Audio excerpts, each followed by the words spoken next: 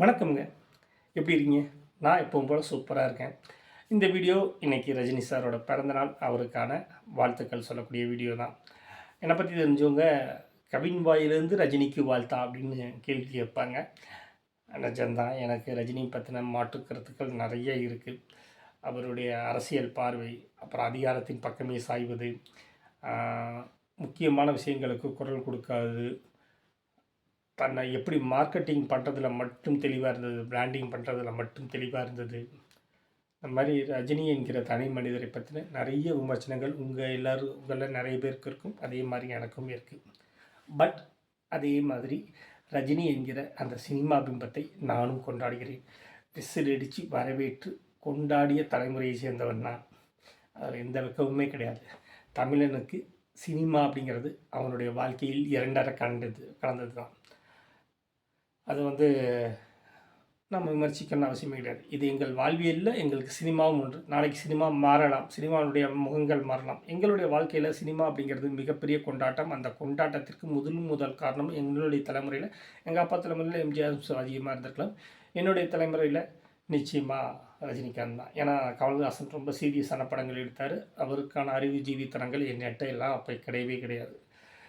எனக்கு இன்றைக்கி நான் அன்பே சிவத்தையும், மகாநதியும், குணாவையும், சலங்கை ஒளியையும், பாசமலைய சொல்லலாம், கொண்டாடலாம். ஆனால் அன்றைக்கி எனக்கு மனிதன் பிடிச்சிருந்துச்சி, வேலைக்காரன் பிடிச்சிருந்துச்சி, ராஜா சின்ன ரோஜா பிடிச்சிருந்துச்சி, மாப்பிள்ளை பிடிச்சிருந்துச்சு. ஸோ நான் ரஜினி ரசிகன் தான் அப்படிங்கிறதுல இன்றைக்கி மட்டும் இல்லை, இன்றைக்குமே நான் ரஜினி ரசிகன் தான் அப்படிங்கிறதுல எந்த விதமான மாற்று கருத்துமே கிடையாது. கமல்ஹாசன் ரொம்ப அழகாக இருப்பார், சிகப்பாக இருப்பார். சினிமாவில் ஆதி முதல் அந்தம் வரை அத்தனை துறைகளையும் தெளிஞ்சு வச்சுருந்தவர் அவர். தெளிந்தும் இருந்தவர் அவர். கதை, திரைக்கதை, வசனம், டைரக்ஷன், தயாரிப்பு, ஒளிப்பதிவு, நடன பயிற்சி, சண்டை பயிற்சி அத்தனையுமே அவர் ஒருத்தரை பண்ண முடியும். ரஜினிக்கு இந்த மாதிரியான எந்த குவாலிஃபிகேஷனும் கிடையாது. 1-2 படம் தயாரித்தார், அதுக்கப்புறம் கை சுட்டுக்கிட்டோன்னே அதுவும் வேண்டான்னு விட்டுட்டு ஒதுங்கிட்டார். பெரிய அழகு கிடையாது, நிறம் கிடையாது, டான்ஸ் ஆட தெரியாது, பாட்டு பாட முடியாது. பட் 45 வருஷமாக சூப்பர் ஸ்டார். கிட்டத்தட்ட 48 வருஷங்கள் சினிமாவில் ஹீரோவை மட்டும் பண்ணியிருக்காரு. இப்போ 50 வருஷத்தை கம்ப்ளீட் பண்ணியிருக்காரு. ரஜினியே சொன்ன மாதிரி, நான் சினிமாவுக்குள்ளே வரும்போது கமல்ஹாசன் ஸ்டார் நடிகர், அவரை பீட் பண்ணியிருக்காரு. எவ்வளோ பெரிய விஷயம். அதுக்கு காரணம் அவர் தேர்ந்தெடுத்த கதைகள். பெரிய கதையெல்லாம் கிடையாதுங்க. நல்லவன் வாழ்வான், நல்லவனுக்கு கஷ்டம் வரும், பிரச்சனை வரும், எல்லாமே வரும். ஆனால் ஏதோ ஒரு வகையில் இயற்கை அவனுக்கு கை கொடுக்கும். அதே விஷயத்தை மட்டும்தான் அவர் 50 வருஷமாக சொல்லிகிட்ருக்காரு. சலிக்காமல் சொல்லிகிட்ருக்காரு. குழந்தைங்களுக்கு பிடிக்கிற மாதிரி சொல்லிகிட்ருக்காரு. அதுதான் அவருடைய ஒரே வெற்றிக்கான ஒரே காரணம். அதுபோக அவருடைய தொழில் பக்தி. ரஜினியுடைய ஆரம்பகால ஒரு 5 வருஷ வாழ்க்கையை கடந்துட்டோன்னா அதுக்கப்புறம் அவருடைய சினிமா வாழ்க்கையில் எந்த பிரச்சனையிலுமே கிடையாது. அவ்வளோ பர்ஃபெக்ட். ஒரு நாள் கூட ஷூட்டிங் லேட்டாக வந்ததாக யாரும் சொன்னது கிடையாது. கால் ஷீட் சொதப்பினது கிடையாது. ஒரே ஒரு வருஷத்தில் 18 படங்கள்லாம் நடிச்சிருக்காரு. கால் ஷீட் சொதப்பினது கிடையாது. ப்ரொடியூசரை அவமதிச்சது கிடையாது. ஒரு தடவை ஏவிஎம் சரவணன் சார் சிவாஜி படத்தப்போ தான் சொன்னார், நான் அவர்கிட்ட கால் ஷீட் கேட்க போயிருக்கேன், எல்லாமே ஓகே ஆகிடுச்சு, நான் அன்றைக்கே அவர் ஓகே சொல்லுவார்னு எதிர்பார்க்கல, அக்ரிமெண்ட் போடல, எதுவுமே பண்ணல சார். உங்களுடைய சேலரி எவ்வளோ, நான் செக் புக் எதுவுமே கொண்டு வரல அப்படின்னு சொல்கிறேன். பாக்கெட்டில் எவ்வளோ வச்சுருக்கீங்க அப்படின்னு கேட்டார். எங்களுக்கு 1000 ரூபா நோட்டு ஒன்றே தான் இருந்துச்சு. இந்த தலைமுறைக்கு இப்போ ஒரு 10 வருஷமாக யாருக்கும் 1000 ரூபா இருக்குன்றதெல்லாம் தெரியாது. அப்போ 1000 ரூபா நோட்டு இருந்துச்சு. 2000 ரூபா நோட்டு இருந்ததே நம்ம மறந்துக்கிட்டு இருக்கோம்.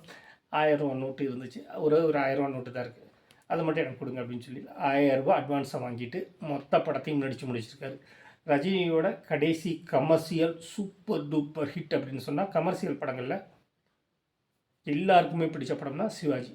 அந்த படத்துக்கு ரஜினி வழக்கமான படங்களை விட சங்கர் படம் அப்படிங்கிறனால கொடுத்த உழைப்பும் ரொம்ப ரொம்ப ரொம்ப ரொம்ப அதிகம். ஆனால் 1000 ரூபாய் மட்டும் வாங்கிட்டு நடித்து கொடுத்து முடிச்சுட்டு பிஸ்னஸ் பண்ணிவிட்டு எல்லாம் முடிஞ்சதுக்கப்புறமா அவருடைய சேலரியை வாங்கியிருக்காரு. ஸோ அது தன்னுடைய ப்ரொடியூசர் தன்னை நம்புவார், அவங்க சரியாக நடந்துப்பாங்க அப்படின்னு நினைக்கிறக்கூடிய அந்த தன்மை இன்றைக்கி வரைக்கும் ஒரு முதலாளின்னு ஓடி நின்றது. அது ஒரு விதமான நன்றி. அதாவது இவங்க இப்போ சமயத்தில் வலைப்பேச்சில் கூட பிஸ்மி சொல்லியிருந்தார், ஏவிஎம் சரவணனுக்கு நினைவு தப்பிடுச்சு, இருந்தாலும் டெய்லி டைம் கிடைக்கும் போதெல்லாம் போய் அவர்கிட்ட பேசிகிட்டே இருந்திருக்காரு. இதே மாதிரி தான் நாகிரெட்டியும் போய் அவர் உடல்நிலை சரியில்லாத சமயத்தில் அவர் கூடவே இருந்திருக்காரு. விஜயகாந்தை சந்திச்சிருக்காரு. நட்பு பாராட்டுவதில் ரஜினியை விட சிறந்தவர் யாரும் கிடையாது. கமலஹாசன் கூட அவ்வளோ நட்பு. விஜயகாந்த் உடம்பு சரியில்லாத போது போய் உட்காந்து பேசிக்கிட்டே இருந்திருக்காரு. யாரை பற்றியும் பெரிதாக குறை சொன்னதே கிடையாது. வாய் திறந்து மனமாற பாராட்டுவார். தன்னோட இமேஜ் பற்றின எந்த கவலைகளும் இல்லாமல் இருப்பார். எனக்கு ரஜினி படங்களில் ரொம்ப பிடிச்ச படம் அப்படின்னு கேட்டிங்கன்னா, கண்டிப்பாக எனக்கு முள்ளும் மலரும் பிடிக்கும், மாறிலிருந்து 60 வரை பிடிக்கும், தளபதி மாதிரியான மாசும் கிளாஸும் சார்ந்து கலந்த படங்கள் எனக்கு ரொம்ப பிடிக்கும். பட் எனக்கு ரொம்ப ரொம்ப பிடிச்ச படம் அப்படின்னு கேட்டிங்கன்னா, எங்கேயே கேட்ட குரல். ஃபஸ்ட் கிளாஸான ஜாலியான படங்க. அதே சமயத்தில் செகண்ட் ஹாஃப் மேலே ரொம்ப இறுக்கமாக போகும். அந்த கேரக்டரை வேறு எந்த ஹீரோவும் பண்ணியிருக்கவே மாட்டாங்க. ஏன்னா ஒய்ஃப் வந்து ஓடிப்பிடுவாங்க அப்படிங்கிறது அந்த ஹீரோவோட இமேஜ் அப்படியே சரசரன்னு இறங்கும் அப்படிங்கிற மாதிரி யோசிப்பாங்க. பட் ரஜினி ஃபஸ்ட் கிளாஸ் பண்ணியிருப்பார். அவ்வளோ அழகாக பண்ணியிருப்பார். அந்த கிளைமேக்ஸ்லாம் உண்மையில் வந்து வேறு யாராவது நடிச்சிருந்தாங்கன்னா ஓவர் ஆக்டிங் பண்ணி கெடுத்துருப்பாங்க. அவர் சின்ன சின்ன நுண்ணிய உணர்வுகளை வெளிக்காட்டுறதுல ரஜினி வந்து செம்மையான ஆள். அவர் ஒரு தனி அவரோட வாழ்க்கையே ஒரு மாஸ்டர் பீஸ்னு வைங்களேன். அந்தளவு எனக்கு பிடிக்கும். அப்புறம் காதல் காட்சிகளில் அவர் எப்படி ஒப்பேற்றுவார், அவருக்கான அடிப்படை வெக்கம் அவருக்குள்ளே இருக்கிறது நம்ம பார்க்கலாம். அப்படி ஒப்பேற்றிருப்பார். பாடல் காட்சிகள் அவருக்கு பிடிக்க. மாஸ் காட்சிகள், மாஸ் பாடல்கள்லாம் அதை பற்றி பிரச்சனையே கிடையாது. இந்த ரொமான்டிக்கான பாடல்களை ஃபுல்லாக கஷ்டப்பட்டு ஒப்பேற்றி தள்ளுவார். அப்படி எனக்கு ரொம்ப பிடிச்ச பாட்டு சென்யோரிட்டா. அந்த பாட்டு சம்மத்தியான ரஜினியோட ஜானி. அந்த படத்தை மியூசிக் அவர் பேரை கூட சொல்லக்கூடாதுங்க, விட்டுருவோம். ஆனால் ரஜினியோட வெற்றிக்கு காரணம் அவரும் கூட. ஒரு காலத்தில் அங்கேருந்து தப்புனார். ரஜினியோட வெற்றிக்கான முக்கியமான காரணங்களை என்ன சொல்லலாம்னா, ரஜினி அவ்வப்போது தன்னை அப்டேட் பண்ணிக்கிட்டே இருந்தாங்க. இளைய தலைமுறை கூட இணைஞ்சு பயணிச்சுட்டே இருந்தார்.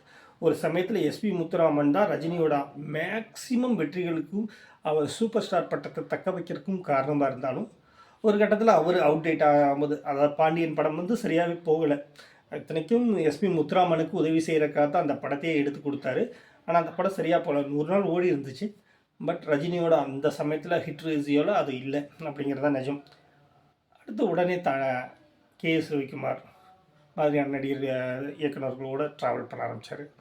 கே.எஸ். ரவிக்குமார், சுந்தர் சி, இந்த மாதிரி அவங்க அவுடேட்டட் ஆகும்போது டக்குனு இப்போ பாருங்கள், லோகேஷ் கனகராஜ், நெல்சன் எதை பற்றின கவலையும் கிடையாது. நான் பெரிய சூப்பர் ஸ்டார், நீ நேத்திக்கு வந்தவன் 2 படம் தான் பண்ணியிருக்கேன், 3, அந்த கவலைகளே கிடையாது.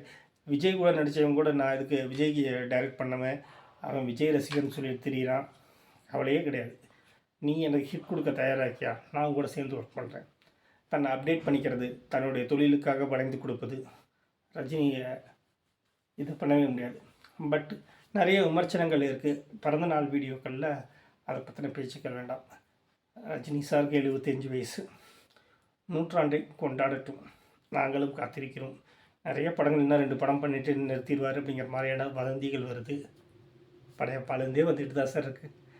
ஆனால் எனக்கு பொறுத்த வரைக்கும் நிறுத்த வேண்டாம் தான் நான் சொல்லுவேன். ஒரு மனுஷன் ஓடிட்டே இருக்க வரைக்கும் தான் அவங்க உயிரோடு இருக்காங்கிறதே அர்த்தம். நீங்கள் ஓடிட்டே இருங்க சார், நாங்கள் பார்த்து ரசிக்கிறோம். திரையில் உங்கள் பிம்பம் வந்தாலே நாங்கள் கொண்டாட தயாராக தான் இருக்கோம். ஆனால் கொஞ்சம் வன்முறைகள் குறைந்த படங்கள் எடுங்க. நீங்கள் கடைசியாக எடுத்த 4 படங்களுமே அதிகப்படியான வன்முறைகள், பேட்டையாக இருக்கட்டும், ஜெயிலராக இருக்கட்டும், இல்லை கூலியாக இருக்கட்டும், அத்தனையுமே வன்முறைகள் நிறைந்த படம். ஆனால் உங்களுடைய படத்தை குழந்தைங்க பார்க்குறாங்க. நான்லாம் குழந்தையாக இருக்கும்போதுமே உங்களை ரசித்து கொண்டாடி வளர்ந்தவன். ஸோ ஒரு ஜாலியாக சிரிச்சுக்கிட்டே ஒரு படம் எடுங்க, எங்களை எல்லாத்தையும் திருப்திப்படுத்துங்க. பிறந்த நாள் வாழ்த்துக்கள். வாழ்த்த வயதில்லை, அரசியல் மாதிரி வாழ்த்த வயதில்லை. ஸோ வணங்குகிறோம். உங்களுக்கு எல்லா விதமான ஆரோக்கியத்தையும் நீங்கள் நம்பக்கூடிய கடவுள் கொடுக்கட்டும். நன்றி.